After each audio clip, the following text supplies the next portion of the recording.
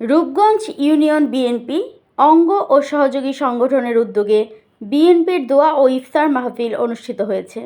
পূর্বাঞ্চল প্রতিনিধি মোহাম্মদ রাকিবুল ইসলাম রাসেলের পাঠানো তথ্য ও ভিডিও চিত্রে বিস্তারিত।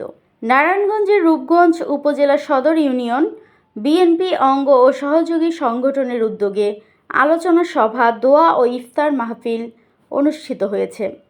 শনিবার 15ই মার্চ বিকেলে রূপগঞ্জ ইউনিয়ন 1 নং ওয়ার্ড পূর্বাচল উপশহর সংলগ্ন 17 নং ইউসুফগঞ্জ সরকারি প্রাথমিক বিদ্যালয় মাঠে এ অনুষ্ঠান সম্পন্ন হয়। নারায়ণগঞ্জ জেলা ছাত্রদলের সাবেক সিনিয়র সহসভাপতি হাজী আবু মোহাম্মদ মাসুমের সভাপতিত্বে প্রধান অতিথি হিসেবে উপস্থিত ছিলেন বিএনপির নির্বাহী কমিটির সদস্য বীর মুক্তিযোদ্ধা কাজী মনিরুজ্জামান মনির। এ সময় এক সংক্ষিপ্ত সভায় বক্তারা বলেন, দেশকে সংকট থেকে বাঁচাতে নির্বাচনের কোনো বিকল্প নেই। সংস্কারের নামে আর নির্বাচন বিলম্ব করা যাবে না। বিএনপির বিরুদ্ধে ষড়যন্ত্র এখনও অব্যাহত রয়েছে। তাই দেশের গণতন্ত্র ফিরিয়ে আনতে এবং আগামীর রাষ্ট্র গঠনে বিএনপির সিনিয়র ভাইস চেয়ারম্যান তারেক রহমানের 31 দফা বাস্তবায়ন সবাইকে এক থাকার আহ্বান জানান। পরে বিএনপির chairperson Begum Khaleda Zia, senior vice chairman Tarique Rahman সহ দলের শীর্ষ নেতাদের সুস্বাস্থ্য ও দীর্ঘায়ু কামনা সহ উপস্থিত রোজাদারদের জন্য মোনাজাত করা হয়। পরে উপস্থিত সকলের মাঝে ইফতার সামগ্রী বিতরণ করা হয়।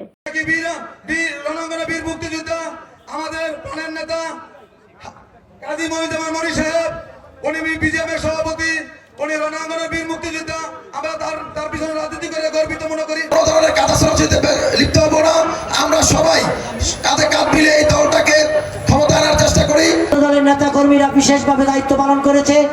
আমি আমার নেতার পক্ষ থেকে সবাইকে ধন্যবাদ ও কৃতজ্ঞতা জানাই। তো আমি আর বক্তব্য দীর্ঘায়িত করব না। আপনারা যারা আজকে এখানে উপস্থিত হয়ে আজকের এই অনুষ্ঠানকে সফল করেছেন এবং যারা এই আয়োজন করতে এই রূপগঞ্জ ইউনিয়ন 1 নং ওয়ার্ডের নেতৃবৃন্দ আমাদের সহযোগিতা করেছেন, সবাইকে ধন্যবাদ ও কৃতজ্ঞতা জানিয়ে আমি আমার আলোচনা এখানে সমাপ্ত করলাম। আসসালামু আলাইকুম রহমতুল্লাহি ওয়া বারাকাতুহু। যারা এই ষড়যন্ত্রের সাথে যুক্ত আছেন তাদেরকে চিহ্নিত করে অবশ্যই আইনের আওতায় আনতে হবে।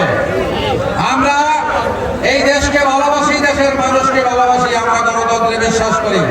তাই আমাদের নেতা তারেক রহমান যে 31 দফা দিয়েছেন, এই বাংলাদেশের মানুষের জন্য মুক্তির সনদ হিসাবে এই 31 দফা বাস্তবায়ন করার জন্য আমরা জাতীয়তাবাদী দলের কর্মীরা মাঠে আছি, মাঠে ছিলাম এবং মাঠে থাকবো ইনশাল্লাহ।